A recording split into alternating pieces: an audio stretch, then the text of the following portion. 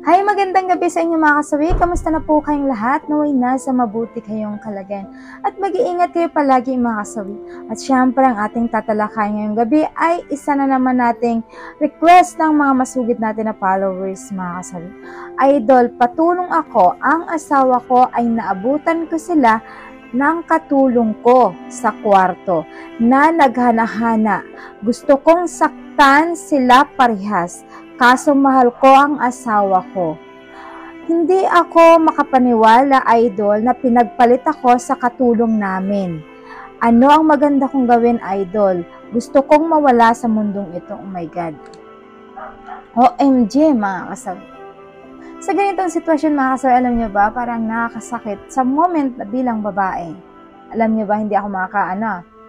Para sa akin, suggestion ko, eto mga kasawi, sa ating sender. Alam nyo ba, una sa lahat, ayaw ko talaga na nagkakaroon tayo ng sender na ganito yung kanyang problema. Alam nyo ba kung bakit ba? Kasi bilang babae, syempre, sobrang sakit nito para sa akin. Na mga kasawi, naiiyak ako. Alam nyo ba kung bakit mga kasawi? Siyempre tayo mga babae, alam natin yung bugso ng damdamin natin. Alam mo yung pakiramdam natin, kaya kung hanggat maaari, ay ayaw natin na may nasasaktan na isang babae. Bilang babae ako mga kasawi. At siyempre, balik tayo doon mga kasawi sa kanyang request. Ayan. Wait lang mga kasawi. Mag-inhale muna ako ng 1 minute. Ayan mga kasawi, balik tayo sa ating topic. Siyempre mga kasawi, bilang babae at suggestion ko ito.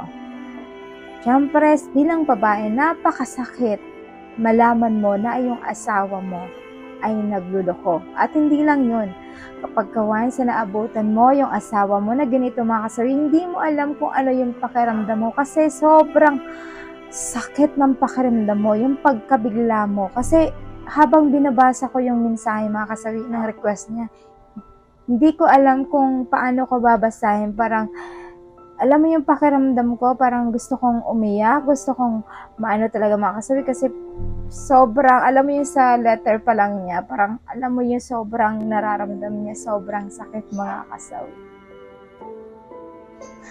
Yun. Hala, hindi ako makapag-concentrate mga kasawi sa aking topic. Parang andito yata akong masyadong mga kasawi sa topic na ito. Ayan. Eto na mga kasawi. Siyempre bilang babae, kapag ganito yung asawa mo, na maaabutan mo na yung sakit sa pakiramdam nito, sobrang akala mo binuhusan ka ng langit. Kasi dahil maaabutan mo yung asawa mo na pinagpalit ka pa sa katulong mo. Kailangan kasi kapag ganitong sitwasyon mga kasawi, di ba, ang lakas naman ng kutob ng bilang babae natin, na kapag once na nagluloko yung asawa natin, alam mo yung pakiramdam. Kasi makikita mo yan, the way na makisama siya sa kanyang katulong. Kaya kailangan kapag ganito na may instinct ka na, nakutob ka na, kailangan wag mo na siyang hayaan na gawin sa'yo ng asawa mo yan. Kailangan tanungin mo na yung asawa mo kapag kami nararamdaman ka. Sabihin mo sa kanya, mas maganda na mag-open ka sa kanya para at least alam niya kung ano yung nasa sa loobin mo, mga kasawi. Kasi para at least aware din yung asawa mo na nagsiselos ka na. Kasi ang hirap i-express yung ganyang pakiramdam mo na as in naabutan mo pa, diba? Nahuli mo na nga lang yung asawa na may ka-text na iba, para ang sobrang sakit nun para sa'yo. Kasi hindi mo alam kung ano ang gagawin mo dahil parang sinakluban ka ng langit at lupa dahil sa sobrang sakit na nararamdaman mo.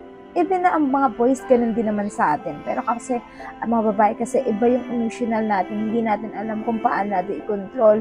Lalo na sa pagsigaw ng bunganga, kung paano mo i-handle yung sarili mo na i-tempt yung sarili mo kapag once na naabutan mo ang isang asawa mo na may kahana-hana na ibang babae mga kasawi.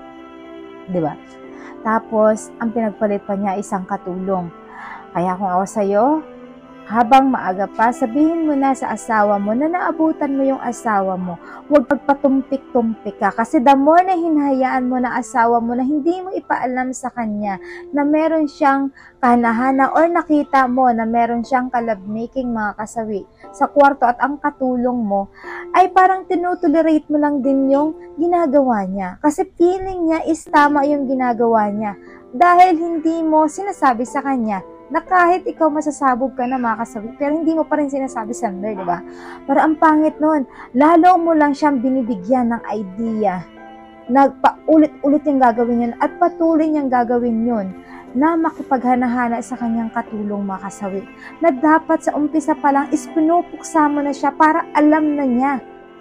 Kasi mga lalaki kasi, kapag hindi mo yung pinuksa, hinayaan mo lang yan, alam mo ba ang mangyayari mga kasawi? Paulit-ulit ka lang sinasaktan ng mga lalaki kapag ganito na hinahayaan mo lang sila. Kasi sa umpisa pa lang, dapat gawin mo na sabihin mo na sa kanya na huli na. Kung ako sa'yo, hindi mo na dapat napipiliin pa mga kasawi. Pero kung mahal mo ang isang lalaki, ikaw ang dapat magdesisyon yan para sa'yo. Kasi kung ako yung tatanungin mo, hindi ko na kailangan na bigyan pa ng chance ang lalaki. Hindi ko na dapat pang tanungin ang lalaki kung sino yung mahal sa ating dalawa. Kasi malinaw na yun na nahuli mo na yung asawa mo mismo sa loob ng kwarto, nahuli mo na.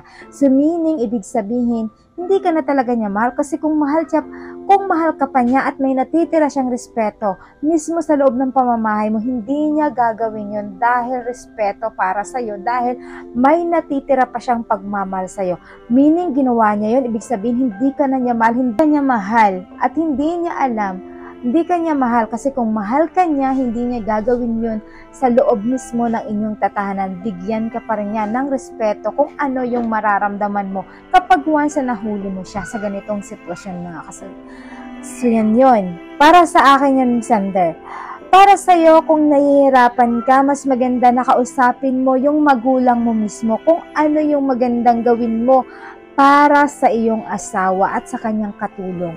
Pero sa ngayon, mas maganda na paalisin mo na yung katulong mo para hindi pa huli ang lahat, paalisin mo na siya. Kapag once ang asawa mo ay nagalit sa'yo, na paalisin mo yung katulong mo, meaning, isa lang ibig sabihin niyan, mas mahalaga sa kanya yung katulong mo kumpara sa'yo mga kasawi. Kasi mas pinipili niya yon kumpara sa'yo. Bakit siya magagalit, di ba? Kung alam na niya nagagalit ka sa kanya. Tapos ngayon, ang ano mo is palayasin mo siya tapos siya ay against, ibig sabihin, mas mahalaga sa kanya yung katulong niya kumpara sa'yo. Kaya huwag ka nang magpatumpik-tumpik pa mga kasawi kung hindi mo pa sinasabi sa asawa mo. Ang maganda, pumunta ka sa nanay mo, sa magulang mo, sabihin mo ito, nangyari na nakita mo na ganito ang sitwasyon mo. Para at least mas mabigyan ka ng advice niya para naman maging malinaw sa utak mo kung ano yung dapat mong gawin. Kasi mahirap naman talaga kalaban yung puso kumpara sa isip. Kasi yung isip natin, ayaw na, bumibitaw na. Pero yung puso natin, hindi bumibitaw dahil sa ngalan ng pagmamahal natin sa asawa natin mga kasawi. So yan lang mga kasawi yung aking advice. Pasensya na kayo, masyadong emotional ang inyong advisor at matagal na mag-advise sa topic na ito. At syempre sa ating mga commenter, mag-comment po kayo kung ano yung masasabi nyo. Baka mas may maganda kayong i-comment sa ating sender na maliwanagan siya para masabi niya sa asawa niya at makapagdesisyon siya para sa kanya mga kasawi. So, yan lang mga kasawi. Maraming salamat sa patuloy na pagsuporta niyo sa akin sa walang sawang pag-share at pag-comment mga kasawi. Sa mga hindi pa po nakapag-subscribe, pwede na kayong mag-subscribe. Pwede na rin kayong follow para updated kayo sa akin topic. Pasensya naman kasi relate ako dito sa topic na ito. Maraming salamat. Magandang gabi.